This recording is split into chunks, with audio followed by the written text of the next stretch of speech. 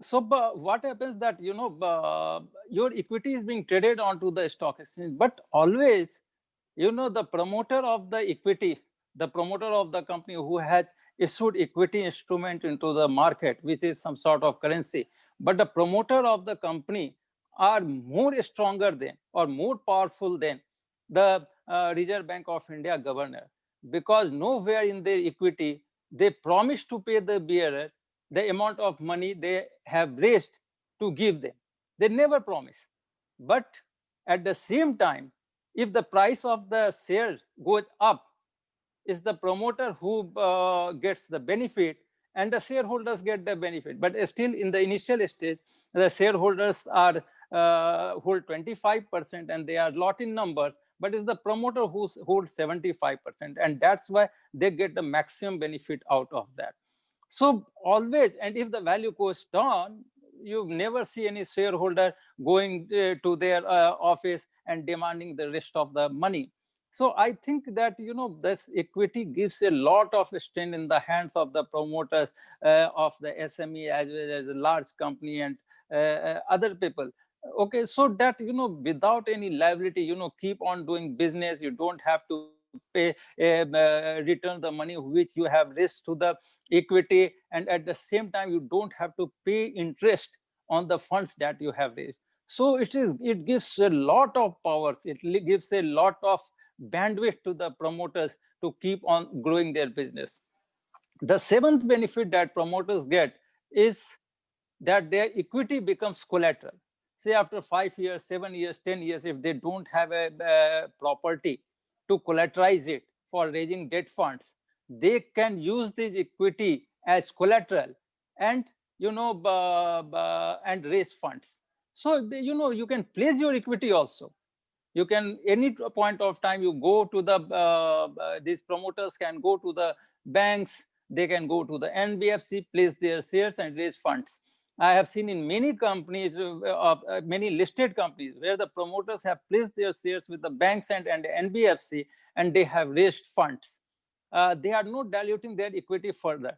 So what happens when they are raising cheap funds from the banks? They keep on increasing their business. And what happens simultaneously, because share prices starts also moving up, so their net worth also starts moving up. So these things we have started, these things start happening with the company. So there are a lot of benefits.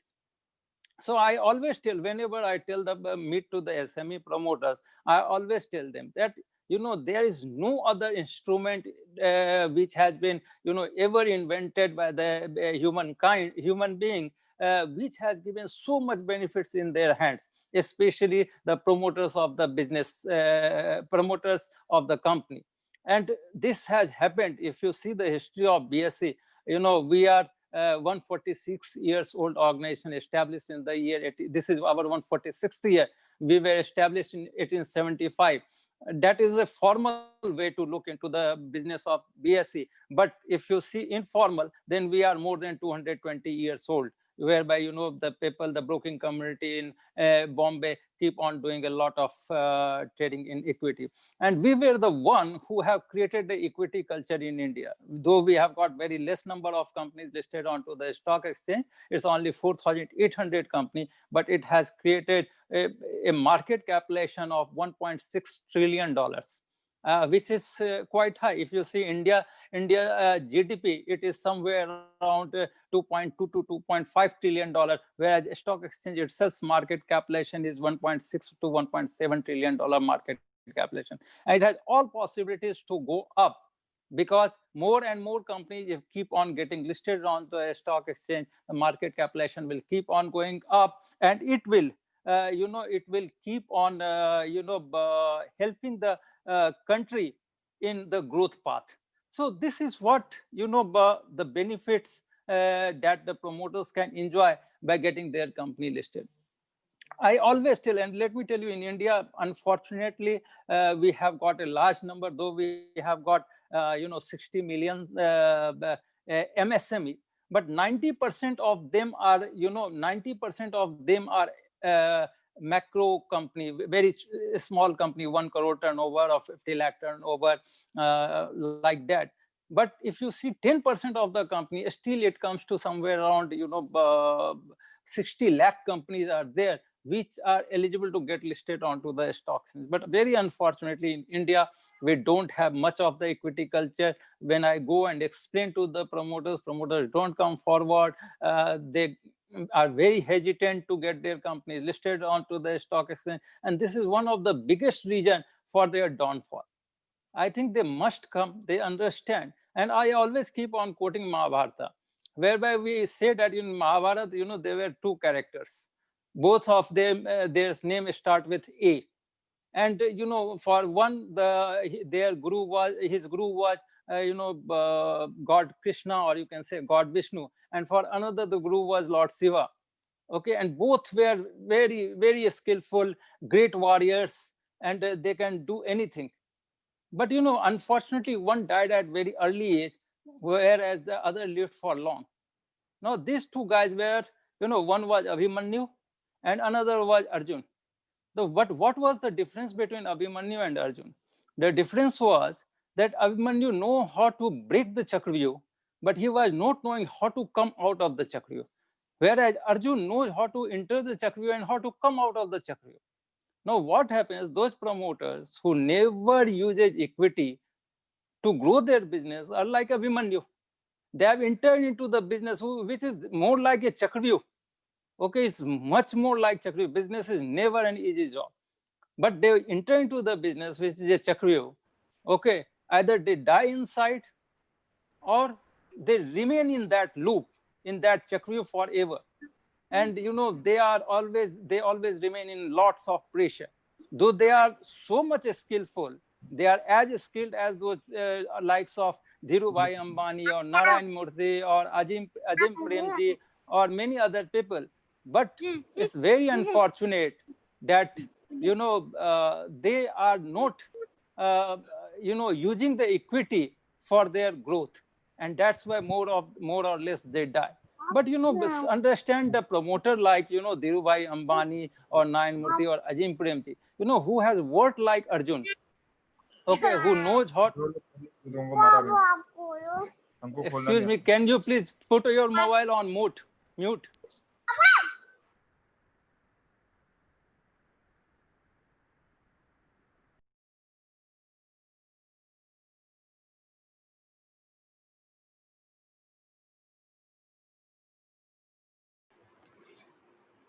Ajay sir, you are on mute.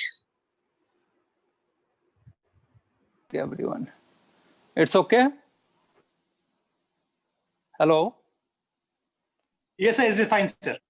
Okay, so so what happens? This is the difference in the approach. This is the difference in the approach between a visionary promoter.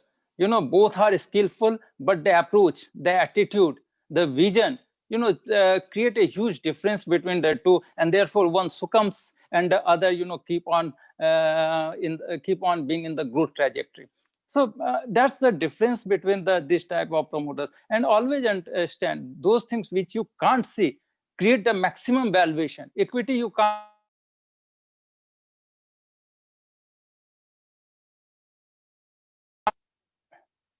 But those things which you see, for example, tangible assets, the plant, machinery, other things which you can see, that didn't create value. Okay, for example, goodwill create a huge value. The mobile phone Apple cost between 90,000 rupees to 1,50,000 rupees because there is a brand associated with it. So that brand is giving a lot of valuation. Same mobile instrument, if some other company in India manufacture, nobody will buy even at 15,000 rupees, or everybody will try to negotiate. So therefore, those things which you can't see creates maximum value. Equity you can't see, it creates maximum value. If goodwill you can't see, it creates maximum value. Patents you can't see, it creates maximum value. So these things always keep on creating a lot of value for your company. And I think most of the promoters should start seeing all these things and start working in that area. And there is another philosophy that comes here, again of Mahabharata. Krishna has never fought any battle. in Mahabharata, he was not fighting anything, any battle. He has already told, when Duryodhan and Arjun both went to him, he finally told, because Duryodhan was sitting on near his head and Arjun was sitting near his leg. So it was quite obvious that when Krishna woke up, he is going to see, Arjun. But then, and if you see Mahabharata, Duryodhan was elder brother of Krishna, and Arjun was, of the same age. So it didn't look good for Duryodhan to sit near his leg. So that's why he sit near his head. But finally, that is not important. The important is this: that when Krishna woke up, he saw Arjun. So finally, when he told Duryodhan and Arjun that, okay, Arjun, you ask what you want. So then Duryodhan started shouting at him and told him that you are biased. You should have given me more importance, and because I have come first, you should have asked me.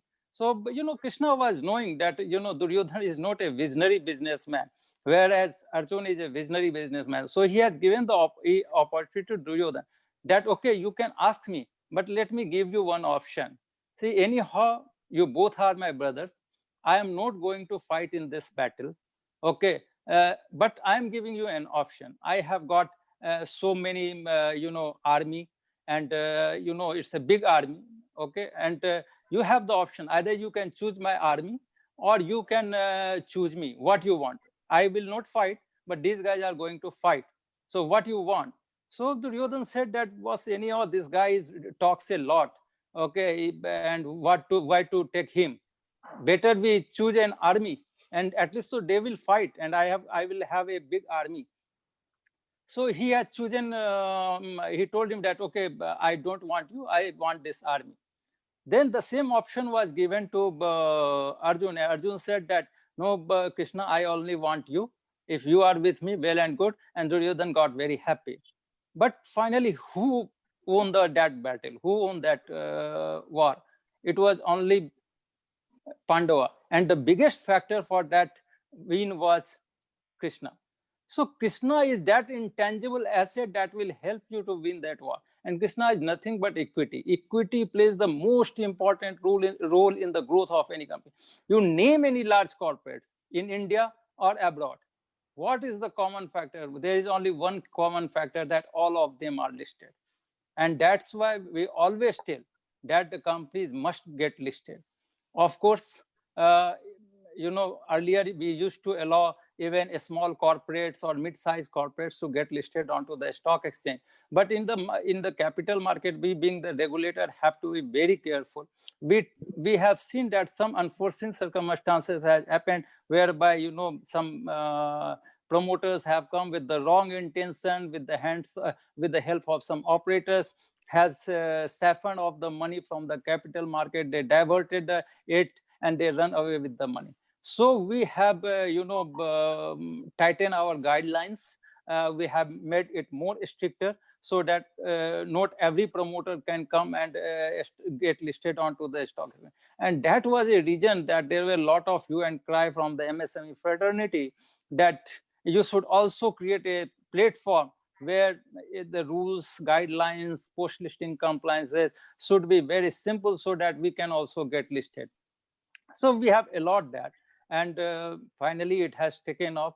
Though today I was talking to the secretary MSME, and there is a talk of fund of funds to the tune of 50,000 crores, that how it can be deployed into the capital market, what should be, how we can guide them, and what are our suggestions. And it has gone for 1.5 hours, and that's why I got late here.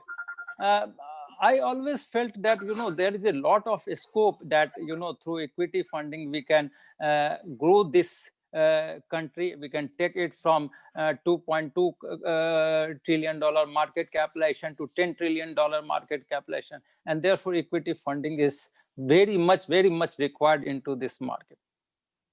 So this is the side of the SME platform. Now, second thing, when we got the success onto the SME platform, what we thought of is to start the startup platform. Now, as far as India is concerned, we are the third largest destination for startups. And every year, thousands of startups are being added into the ecosystem. We have got demographic dividend where we have got, millions of youth people. And now we want not only job seekers, but also job providers. And these guys who are coming from the institutions, whether IT, IIMs, and all other places, they want to start their own business. They have got new ideas, fresh ideas, and that can change the landscape of the business model. They create a lot of disruptions and makes the things very much comfortable and very cost effective. So in order to help them, we have thought of creating this startup platform. Though in last 10 years, the financial systems in India has depended a lot. We have seen PE, VC, and angel investors investing in the startups. But still it is not to that extent. They are also very choosy. As far as PE, VC, and angel funds are concerned, they are also very choosy. They are also, I have got a lot of friends, and when thousands of startups come to them, they choose one or two startups for funding. So there also we have not seen. So we want to create an alternative platform whereby any startup who has got fresh idea, new idea, whether they want to raise 1 crore, 2 crore, 20 crore, 50 crore, they can come here, they can showcase themselves and can raise funds through this startup platform. So here we have further relaxed the guidelines. What we are saying that any company, any startup which are into ITES, defense technology, nanotechnology, artificial intelligence, 3D printing, or any type of technology, they can get listed onto the startup platform, subject to they should be into existence for a minimum period of 2 years. They should have positive net worth, and they should be registered as a startup with DIPT. In case they are not registered as a startup in DIPT, then their paid up capital should be a minimum 1 crore. So very relaxed eligibility criteria guidelines on this startup platform. And here also the promoters can get the same benefits, and they can grow themselves. Now, as far as stock exchange is concerned, let me tell you, it's a very dynamic sort of platform, whereby it's not like that you are one time raising the funds. You can raise many times as you want the funds from the market, through offer for sale, or through follow-on public offer, through rights issue, through preferential shares. So there are various routes and options available that with your growth, you can keep on raising funds from the capital market. So the very dynamic in nature, the valuation can keep on unlocking. Say, for example, Reliance, which got listed in 1980 with a market cap of just 11 crores. Today, it got converted into 13 lakh crores. Around 28 years back, Infosys got listed with a market capitalization of 35 crores, and today it's more than 3 lakh crores. So this way the company kept on transforming, and I have seen a lot of companies which have in last 15-20 years have grown from 100 crore market capitalization to 2,000 and 15,000 or 20,000 market capitalization. So this way they kept on growing, and at various stages they kept on raising the funds by diluting their equity. So very dynamic way to way for creating market capitalization, credibility, visibility, fundraising. These are the various options that a stock exchange gives you.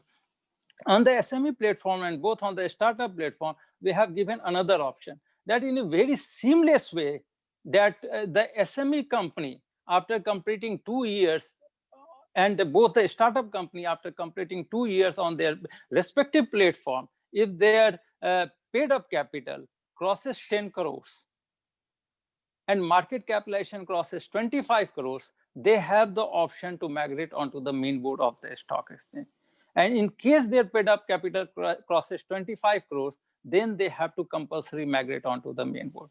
So very seamless process. You grow yourself onto the SME platform. You get accustomed with simpler compliances. And once you are comfortable, you can migrate to the main board for more visibility and for more market capitalization or unlocking the value. So this way we have created both SME and a startup platform. Now, a lot of talk going on about debt funding in India, because, most of the bureaucrats as well as,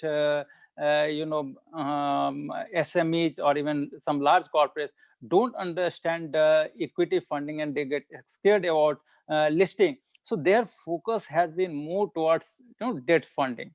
And the policy makers have also created all the policies taking in view the debt funding structure. So more or less 99.9% companies have in the initial stage has taken debt funding, and they kept on taking debt funding and never think of listing. So in this COVID era, what we have seen that, government has seen that a lot of disruption has come. We have seen both supply and demand side getting hit. And finally, the first thing that has happened was that, Reserve Bank of India has come into action. So they have reduced the CRR to 3%. They have reduced the repo rate to 4%. They have come out with LTRO operations or Operation Twist to infuse liquidity into the market. So they have almost infused 7 lakh to 8 lakh crore liquid debt funding or liquidity into the market to cater to the requirements of MSME. Besides that, they have also given moratorium of 6 months, so that because everything was locked, and they were also knowing that because the operations are not taking place, therefore the MSME will not be able to service their debt. So RBI has taken this action, but unfortunately what has happened, because the demands are not getting created, so almost 7 lakh crore rupees, 7 to 7.5 lakh crore rupees is already parked with Reserve Bank of India by these banks. So still, funds are not being deputed, and unless and until we will come out of this pandemic, we will not see much of the demand created. So this is the time where the question is on sustainability and continuity. Then then what has happened, the government of India has come into action, and the Prime Minister has declared a fund of 20 lakh crore, which will be infused into the system. So this has happened, and in that MSME sector, they have allocated 3 lakh crore rupees. So this 3 lakh crore rupees of allocation has happened into the MSME sector, whereby any company which has loan in the regular format of it, they are substandard or stressed assets company up to 29th of February 2000. They will be, and their outstanding credit to the banks is to the tune of 25 crores, and the turnover is up to 250 crores. Then they can take additional 20% loan from the banks, and in that additional loan, it will be collateral free, and they will also get 12 months of moratorium. This 20% funds they are giving for a period of 4 years. In 4 years, therefore this 12 months, it is a moratorium period. Beside that, they have come out with 25,000 crores of subordinate debt fund to look after the stressed assets or the NPA of the company, whereby they will do one-time restructuring of that loan. The third thing that they have done is created a fund of funds of 50,000 crores for taking the equity of the company and giving funds into the into this company. So first time in the history of India, we have seen that the government is focused on equity funding into the SME. So first time it has happened. The fourth thing that has been done is to change the definition of MSME sector. So what they said, that a company having a turnover up to 250 crores and investment in plant and machinery up to 25 crores will come under the MSME sector. So so lot of proactive steps have been taken by the government to to ensure that MSMEs should keep on doing business. Another very important decision that has been taken by the government is that any global tender up to 200 crores, any global tender up to 200 crores by the government of India or any organization in India will only be served by MSME sector. So they are ensuring. Seventh decision that has been taken by the government is that within 45 days, all the funds that or all the payments which are due with the government will be released. So that way the government has been tried to infuse liquidity into the system. They have also tweaked GST. So all these actions have been taken in order to ensure that MSME sector should keep on going. And in the same way, the first time the decision has been taken that the equity funds should be given to the SME. So I think very lot of proactive decisions. As far as IPO and as far as institution like us is concerned, I have told you about that IPO funding, how we are helping, ensuring, hand-holding the MSME for their growth. And I'm quite sure that through this series, through this seminar that has been conducted by Ajay ji, my elder, my senior, my neighbor, my schoolmate, and Ruchita already has introduced me. I'm quite sure that a lot of people, lot of my friends will get benefited, and may God give me a lot of strength to keep on servicing this country through my own field. Thanks a lot, Ajay. Thanks a lot. That's all from my side. Thank you. Thank you so much, Mr. Ajay Thakur.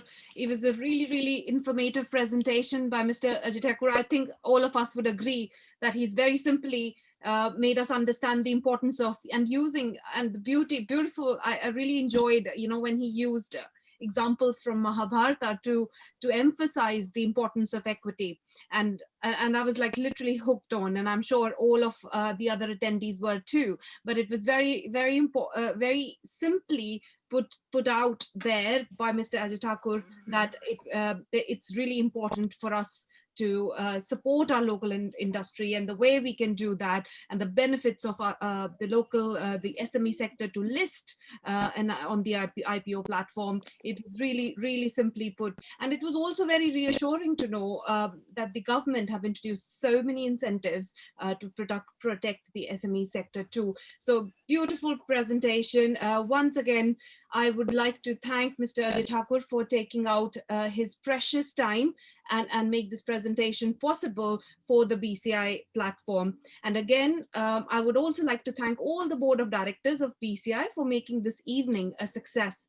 Thank you, Vijay Purti ji, Pradeep Malik ji, Pradeep Bhatia ji, Vinay Chola ji, and Dr. Mala. Thank you so much once again for helping bring Mr. Ajay Thakur on the platform and having this educational meeting today that we had. And also thanking the chapter heads, namely Govind from Bangalore, Suresh Kapadia from Hyderabad, Amit Thakurji from Mumbai, Munmura Sharan Uganda, Atul Kakarji from Nigeria. So with this, I will pass on the stage to Ajay ji for the final Thanksgiving and any important announcements that need to be made today. Thank you. Thank you so much.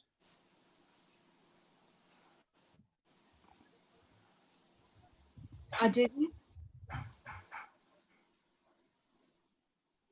In the meantime, if anybody has any questions, I can all, Mr. Ajay Thakur ji would be probably happy. Mr. Ajay ji, would you be happy to answer any questions? Yeah, sure. Yes, of course. Brilliant. So anybody has any questions? Yeah, Ms. Ritika, I'll like to raise a question. Ji. Please go ahead. Yeah, Mr. Ajay ji, thanks a lot for explaining in a very lucid language. May I know something, what can be done on the export sector?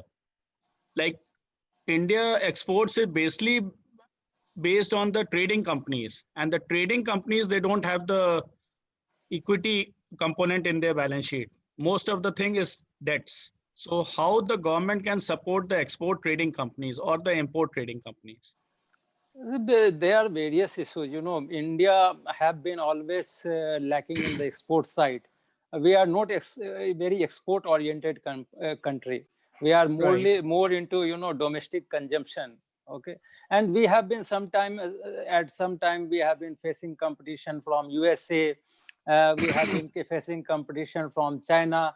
In textile sector, once upon a time we were the biggest exporter of textile. Now Bangladesh has gone ahead of us. Vietnam is giving a very big tough competition to us. Somehow, unless and until this Jogaru type of things can been taken out of our mind, we will never progress. We need to work on two things. Number one, scalability, and number two, quality. We need to, only on these two things, we can beat the other competitors. Unfortunately, India, we have seen that, we have not been so much quality conscious. We have not worked a lot on scalability. And I think that, unless until we have got cash in our hand, we have got funds in our hand, or we have all the options that have been given by through the Exim banks or other banks on, using our funds in a more efficient manner, will not be able to scale up our export in the international market. So I think a lot needs to be done on this. And of course, the promoter, as far as equity market is concerned, or a stock exchange is concerned, we are not sector biased. Any company, whether they are doing export, import, or domestic consumption, they can always approach to the stock exchange, and we will be raising funds for them. There are many companies on the stock exchange where they don't, they are exporting a lot. I'm giving you an example on our SME platform only. There's a company called Manorama Industries. Okay, in 2 years, their market capitalization from almost 240 crores has grown to almost 700 crores. They are only exporting.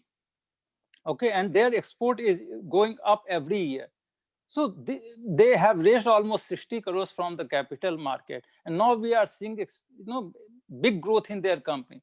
They have totally automated the process. They have put the best of the plant and machinery, and now they are growing in a big way. I think these things must be brought in the minds of the promoters. And let me tell you, not a single promoter can scale up their business depending on either internal accruals or debt funding. Many of the times, promoters tell us, sir, we are debt-free company. I don't know what they mean by debt-free. If you are debt-free, I am quite sure that you will never scale up your business. So debt is your fund has got a limitation. Your internal accrual has got a limitation. You use not debt fund, equity fund for their growth. But keep a balance. Don't make your balance sheet imbalanced, but create a balance between debt and equity and keep on growing your business. Thank you, Mr. Ajay Thakur ji. We have another question from Maulik Pandya, who says, sir, I am DIPP registered private limited IT company. How can I get the